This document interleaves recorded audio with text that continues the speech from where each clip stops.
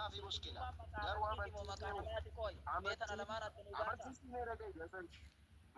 amantii jechuun islaamummaa amantiin islaamummaa malee hin jiru garuu maqaa suufiyyaatiin yoo waamtes maafi muskila jal gabbaa digalee ma akkasiin siin jedhe maqaa amantiiti moo maqaa namaati kana lamaan adda baasaare leesh شو هذا الدسي باسي الدسي ميكي بس لا يمين كيف تدبا بدر وامرات اسو جرتا صوفي يجتي جو وابران اسو مكان مات الى الوابران اسو امانتي يچو مال انن اسلام ما دا اسلام ما سكم ان الدين عند الله اسلام ربي نجري اذا كان اسلام ما كان قباچو لو ما بقاسو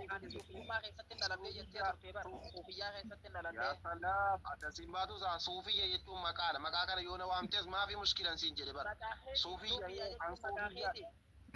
عن صوفيا ايه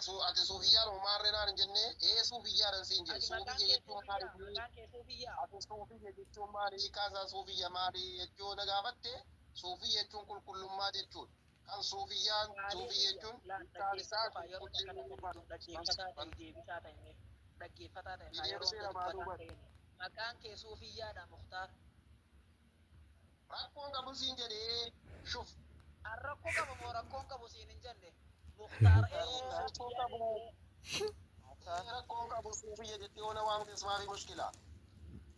ree maali ummanni suufiyya jee ittiin maqaa kana ibyaamu maqaa keetiin ibyaamaa jira jechuudha maqaa amantiitiin miti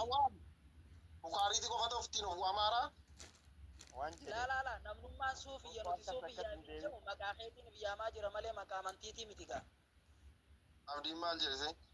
maqaan si adda si baaseen jira maa sadii afur irra si deebi'aa shuu mushkilan ta'a mushkil je